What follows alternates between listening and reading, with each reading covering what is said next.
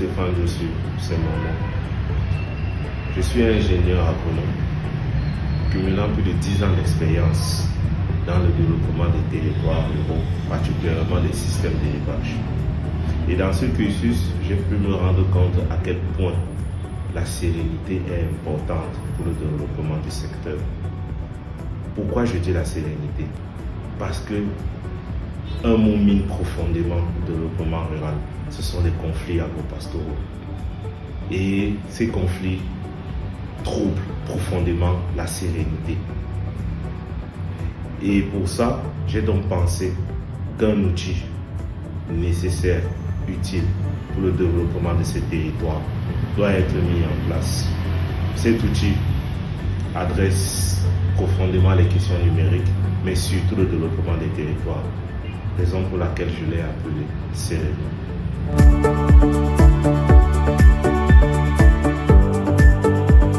Les conflits agro-pastoraux sont très peu connus du grand public, mais ô combien destructeurs pour les structures de sécurité alimentaire dans notre pays. Rien que seulement dans le Logone-Bini en 2021, nous avons enregistré plus de 40 morts. Certaines sources parlent de plus de 100 morts sur un conflit qui était juste lié à l'accès à l'eau par des éleveurs et par des pêcheurs. Ce conflit a occasionné des centaines de villages détruits et brûlés, rasés de notre pays. 100 000 personnes ont été déplacées. Imaginez-vous, 100 000 personnes, familles, enfants, bébés, nouveau-nés. Vous imaginez le désarroi de cette population qui, jusqu'à aujourd'hui, 4 ans après, ne s'en sont pas venus. Les conflits agro-pastoraux sont très graves. Ils sont destructeurs pour notre développement, pour notre sécurité alimentaire, pour nous qui vivons dans les villes. Il est important pour nous de prendre les choses en main et de travailler profondément avec les pouvoirs publics à la prévention de ces conflits.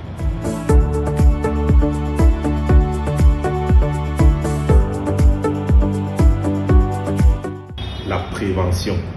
Nous devons nous focaliser principalement sur la prévention du conflit. Kofi Annan disait très bien que l'heure aujourd'hui n'est plus à la réaction, l'heure est à la prévention. Il y a 30 ans qu'il le disait et jusqu'à aujourd'hui nous vivons toujours des cas graves. La prévention passe par l'identification des indicateurs clés qui permettent d'anticiper sur des conflits. Nous les connaissons. Nous sommes capables de pouvoir les mesurer et nous sommes capables de pouvoir anticiper et donner des alertes précoces à tous ceux qui sont responsables de la réponse à tous les cas de crise sociale ou de crise environnementale. Notre outil se base donc sur l'analyse de ces différents indicateurs sur les ressources. Les ressources aussi, pour ce qui nous concerne sur le conflit agro-pastoral, portent sur l'accès à l'eau, l'accès au pâturage, l'accès à la terre. Nous pouvons aujourd'hui mesurer profondément par des outils technologiques basés sur les images satellitaires, basés sur le suivi du climat et sur les différentes variations sociales et économiques qui existent sur des territoires. Dans notre outil, combinant tous ces différents indicateurs les uns les autres pour pouvoir nous produire un index sur lequel nous allons baser notre analyse et les différentes alertes pour prévenir les acteurs en charge de la réponse aux différentes crises en devenir. Parce que comme je l'ai dit au début, prévenir et prévenir encore.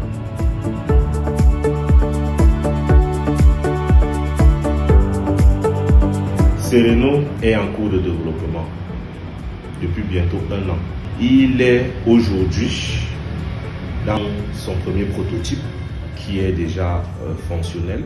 Du personnel est actuellement sur le terrain pour collecter les données d'ordre structurel, les données d'ordre conjoncturel qui vont être cumulées avec le prototype pour pouvoir déclencher la première phase pilote que nous voulons faire d'ici la fin de cette année. Voilà l'état actuel de cette application que nous pensons être prometteuse de par les premières données issues du terrain.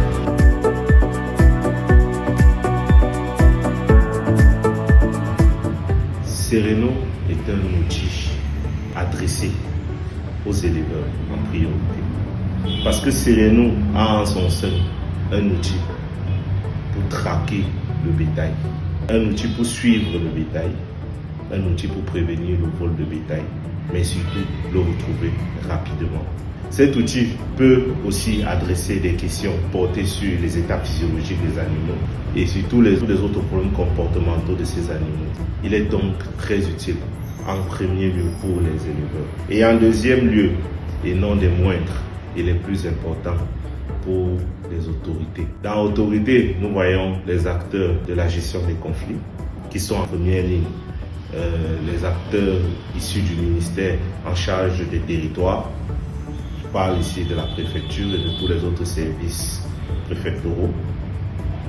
Je pense ici à tous les acteurs du secteur de l'élevage, du ministère de l'élevage, des associations d'élevage.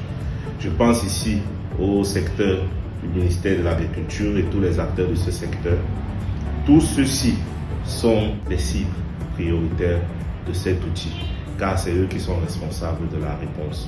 En troisième point, il y a les ONG et tous les acteurs du développement local qui ont des profonds besoins d'informations sur le développement des territoires, des besoins, des informations cartographiées.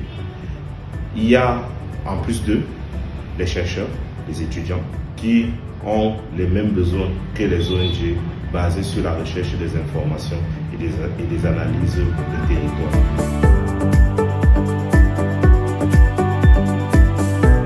Soutenir ce projet, soutenir Sereno, c'est se présenter comme étant un acteur profond pour la paix sociale, pour la consolidation de la paix dans notre cher et beau pays.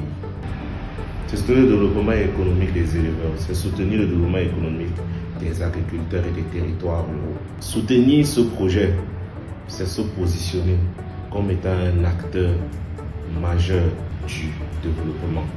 Parce qu'il n'est pas question seulement de paix, mais il est question aussi d'argent et de gain. Pourquoi le gain? Parce que Sereno est un outil, est un produit commercialisable auprès de tous les acteurs que nous avons identifiés. Sereno est un outil qui doit normalement faire vivre ces hommes qui l'ont créé et surtout ceux qui y ont participé financièrement à son développement et qui ont cru au projet. Donc aujourd'hui, si vous décidez de croire en ce projet, vous vous positionnez comme étant un acteur majeur de paix, un acteur majeur de développement, mais aussi un acteur riche.